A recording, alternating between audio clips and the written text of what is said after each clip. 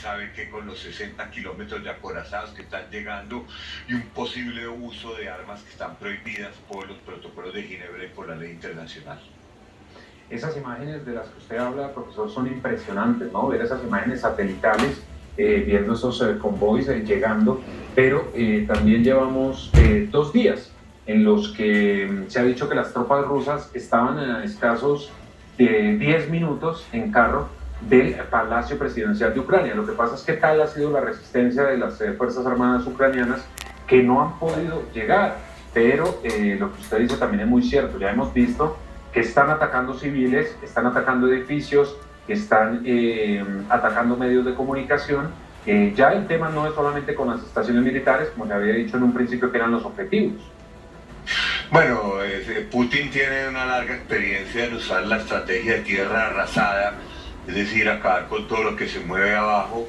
La utilizó en Chechenia en los años 90, una región separatista de la Federación Rusa, y la utilizó en Siria en el año 2015 en la ciudad de Alepo, que quedó completamente en ruinas, usando la misma estrategia. O sea que Putin no tendrá ninguna objeción de hacer lo mismo en Ucrania si ve que para avanzar necesita hacerlo.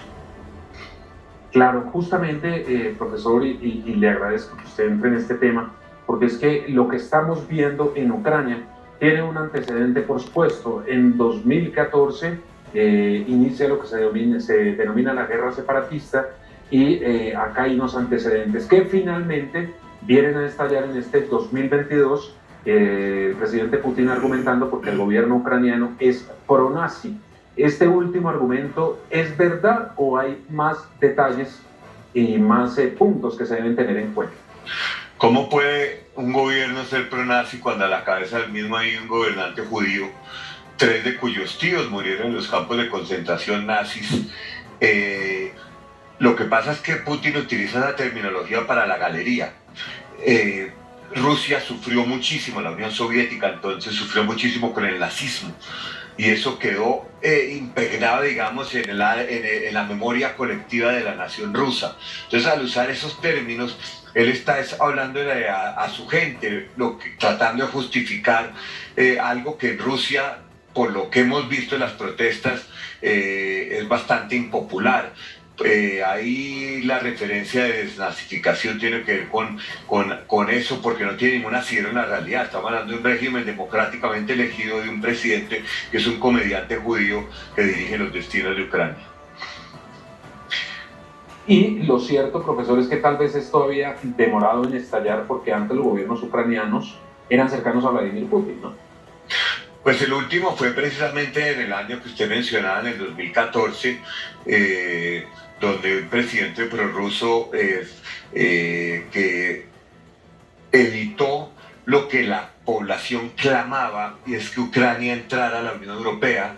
Los ucranianos se sienten europeos, y este presidente Yanukovych finalmente le tocó abandonar el poder ante las protestas masivas, y ahí vino el golpe de mano de Putin, que anexó Ucrania en una clara violación del derecho internacional, y luego comenzó una guerra separatista en la región del Donbass. Es una región que tiene población rusa importante, pero hasta ese entonces no había habido ni mayores problemas entre la población de origen ruso y la población ucraniana, además de que son poblaciones muy similares étnicamente, la misma religión cristiana ortodoxa. Las lenguas, aunque no son iguales, pues tienen cierto parecido. Fue Putin mismo el que agitó ese nacionalismo prorruso en esas regiones proseparatistas, envió milicias rusas, y eso fue en el 2014, tras el derrocamiento de un presidente por unas protestas populares. Y con todo este tiempo que ha pasado, profesor, justamente uno podría pensar que las ansias de Vladimir Putin de tener ese imperio, de querer que él sea el que mande en todo este territorio, está saliendo ahora a flote con lo que está ocurriendo en Ucrania. Bueno, todo tiene importancia, y el tema identitario no se puede demeritar. Recordemos que Putin dijo, cuando aún no era presidente de Rusia, que la peor catástrofe geopolítica del siglo XX había sido la disolución de la Unión Soviética. Putin en un discurso hace poco negó la existencia de la nación ucraniana, dijo que la nación ucraniana no existe, que eso es Rusia también, y se hizo alusión a unos episodios históricos del siglo IX, se remitió a ellos cuando nació la nación rusa, lo que se llama el Kiev Rusan, y hablar de eso para negar la existencia de una nación ucraniana 2 días antes de que comenzara esta invasión. Si ya de ahí vamos a hablar de la reconstrucción del imperio ruso, pues esto a Putin le puede salir también el tiro por la culata, ¿no? Porque Occidente se ha unido de una manera bien fuerte contra, y los países cercanos a Rusia, que son miembros de la OTAN, pues esto de la OTAN ha fortalecido toda esa frontera con los países bálticos, Polonia y República Checa. Claro. Sí, profesor, justamente con esto que usted está diciendo de Occidente, lo que está pasando con Europa, quiero preguntarle, porque justamente en un principio el presidente de Ucrania decía que lo estaban dejando solo. Ahora se ha visto un apoyo mayoritario y pues digamos que realmente Putin podría quedar solo. Pues mire, Putin está quedando solo, eso no hay duda. Incluso China está bastante incómoda con lo que está ocurriendo. Se reflejó en la votación del Consejo de Seguridad en la que China, distinto a lo que ha sido tradición en los últimos años, veta resoluciones junto con Rusia. Esta China se abstuvo y no vetó una resolución que sí la vetó Rusia. Putin pues tiene aliados a Maduro, a Ortega, a Díaz-Canel, a Lukashenko y al Ayatollah Khamenei de Irán. Pero definitivamente Europa, las sanciones han sido tan fuertes que hasta la misma FIFA, un organismo que le tiene pánico a la política, suspendió a Rusia del Mundial de Qatar y allanó el camino para otras suspensiones que hemos visto cada minuto. Algún grupo, alguna organización, alguna marca importante retira sus negocios de Rusia.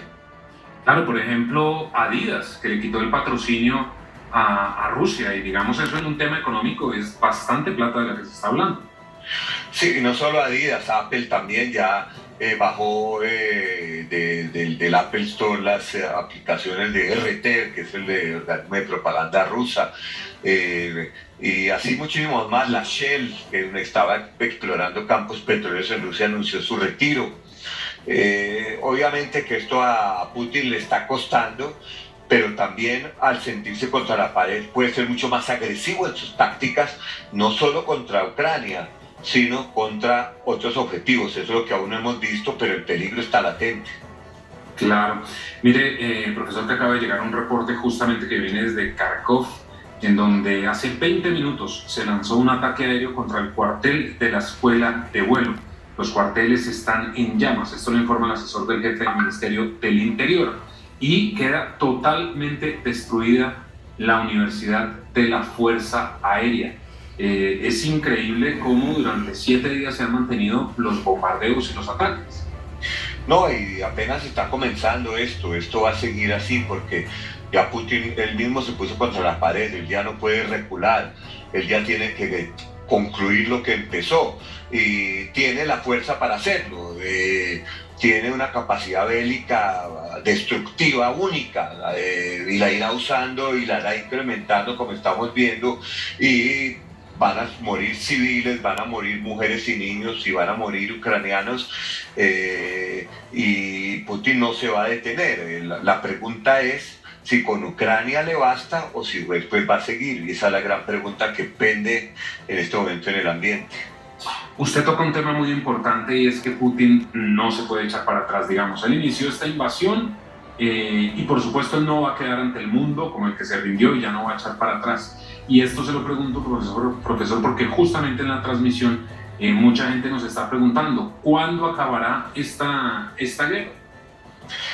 Pues comenzaron ayer unas negociaciones que el mismo presidente Zelensky claramente dijo que no tenía ninguna esperanza que fueran a avanzar en nada. la diplomacia hay que tratarla siempre, como decía Klaus von Clausewitz, el gran estratega prusiano, ¿no? La guerra es la continuación de la diplomacia por otros medios, por lo tanto la diplomacia tiene que seguir. Pero Putin no puede aparecer de una manera derrotado, ¿no? Porque además de manera interna puede ser el fin de Putin, la manera que él aparezca como que se embarcó en esto y salió derrotado. Sin embargo, siempre hay diplomacia. Y en este momento realmente el único que sabe qué va a pasar es Putin mismo. No pensábamos que fuera a llegar a esto de invadir Ucrania después de esas conversaciones tan intensas que tuvo con Estados Unidos y con Occidente. Sin embargo, lo hizo. Ahora será el que se tiene que salir de ahí.